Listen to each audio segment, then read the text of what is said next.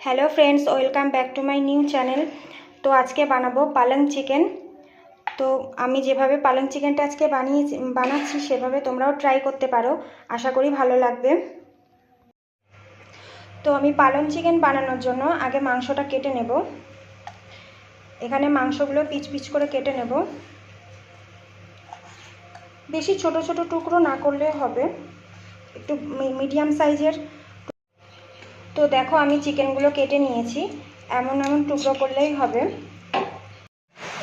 তো আমি এবার পালং শাকগুলো ধুয়ে নিয়েছি, ছোট ছোট টুকরো করে নেব। পালং শাকগুলো একদম ছোট ছোট টুকরো করে নিতে হবে।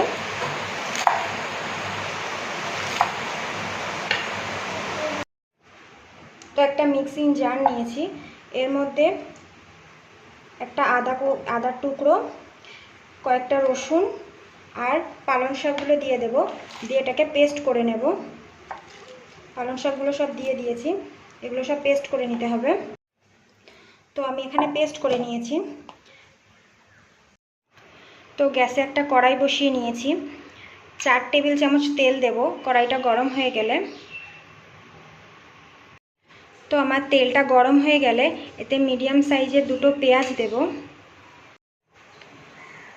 তো আমি পেঁয়াজটা দিয়ে দিয়েছি, পেঁয়াজটা বাদামি কালার করে ভেজে নেব। তো আমি এখানে পেঁয়াজটা ভেজে নিয়েছি, এতে দিয়ে দেবো একটা গরম মশলা, একটা তেজপাতা। তো এবার একে একে গুঁড়ো মশলাগুলো দিয়ে দেব। এখানে 1 চামচ লবণ, 1/2 চামচ হলুদ গুঁড়ো, 1/2 চামচ জিরে মরিচের গুঁড়ো, এটা বাড়িতে বানানো। তো মশলাটা আমি ভালো করে কষিয়ে নেব। মশলাটা ভালো করে কষিয়ে নিতে হবে। দেখো আমার মশলাটা কষানো হয়ে গেছে। এবার এতে পালং শাকের যে পেস্টটা করেছিলাম, অল্প অল্প করে পালং শাকের পেস্টটা দিয়ে দেব।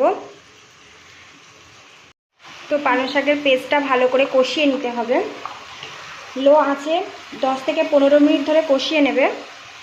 তো আমার এটা কষানো হয়ে গেছে, এর মধ্যে চিকেনগুলো দিয়ে দেব। চিকেনগুলো দিয়ে ভালো করে কষাতে হবে। তো এভাবে আমি মাংসটা ভালো করে কষিয়ে নেব। এর মধ্যে এখন কোনো পানি অ্যাড করবে না। তো আমি চিকেনটা ভালো করে কষিয়ে নিয়েছি, এতে অল্প পরিমাণে পানি দিতে হবে, একদম অল্প পরিমাণ। তো দেখো আমার চিকেনটা প্রায় হয়ে এসছে। তো চিকেন রান্নাটা হয়ে গেছে। তো এভাবে তোমরা পালং চিকেন বানাতে পারো। আর আমার রেসিপিটা ভালো লাগলে প্লিজ লাইক, কমেন্ট, শেয়ার আর আমার চ্যানেলটা সাবস্ক্রাইব করে দেবে।